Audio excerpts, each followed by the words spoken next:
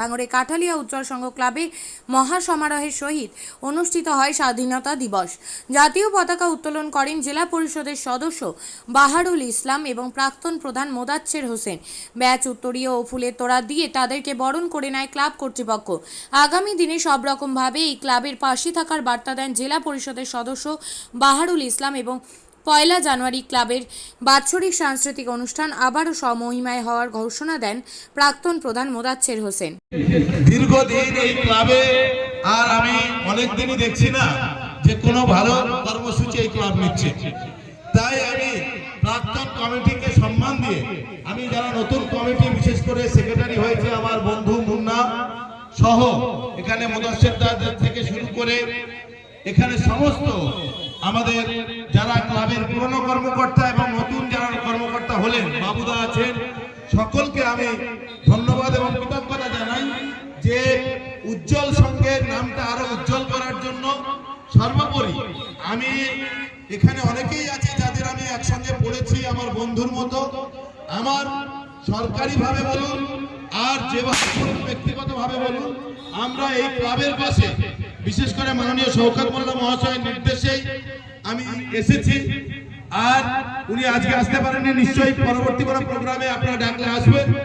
তাই এই ক্লাবে সমস্ত ভালো ভালো কর্মসূচি আপনারা নিন, আমরা আপনাদের ক্লাবের পাশে সর্বদা সবসময় ঐক্যবদ্ধভাবে থাকবো। এই কথা বলে সবাইকে আমার আন্তরিক অভিনন্দন, শ্রদ্ধা, সম্মান এবং ভালোবাসা জানাই।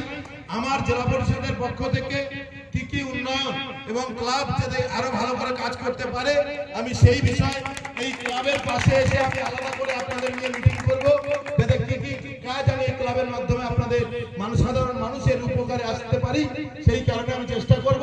সবাই ভালো থাকবেন, সুস্থ থাকবেন। সবাইকে ধন্যবাদ জানিয়ে আমি বক্তব্য শেষ করছি। দীর্ঘদিন ধরে ছিলাম, এখনো এদের সঙ্গে আছি, যখনই ডাকবে সবসময় তোমাদের পাশে থাকবে। আমার যতটুকু করণীয় কর্তব্য সহযোগিতা করা, ততটুকুই আমি সহযোগিতা করব আপনাদের পাশে থেকে।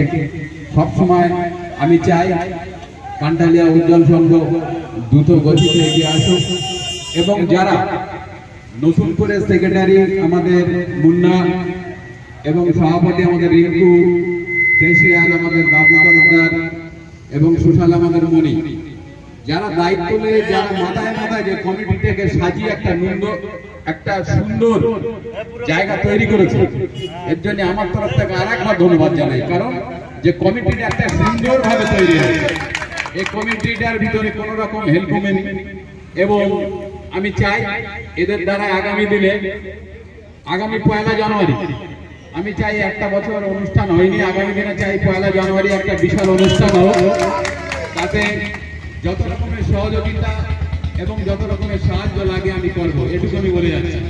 দ্বিতীয়ত কথা হচ্ছে, আমি চাই না এরকম একটা রোডের ধারে ক্লাব, যে ক্লাবে দীর্ঘদিন ধরে চলেছে, যে ক্লাবের অনুষ্ঠান দেখার জন্য বিভিন্ন জায়গায় থেকে 1 জানুয়ারি আমাদের অনেক আত্মীয় স্বজন এসে কাটালি ভিড় করতো, সেই অনুষ্ঠান এবারও যেন 1 জানুয়ারি চাই। কারণ আমাদের যেখানে আমাদের কেশিয়া রয়েছে বাবু তরফদার, সেই সূত্রে আমি খুব খুশি হয়েছি, এরকম ছেলেপিলে আমাদের ক্লাবে দরকার। দ্বিতীয়ত কথা হচ্ছে,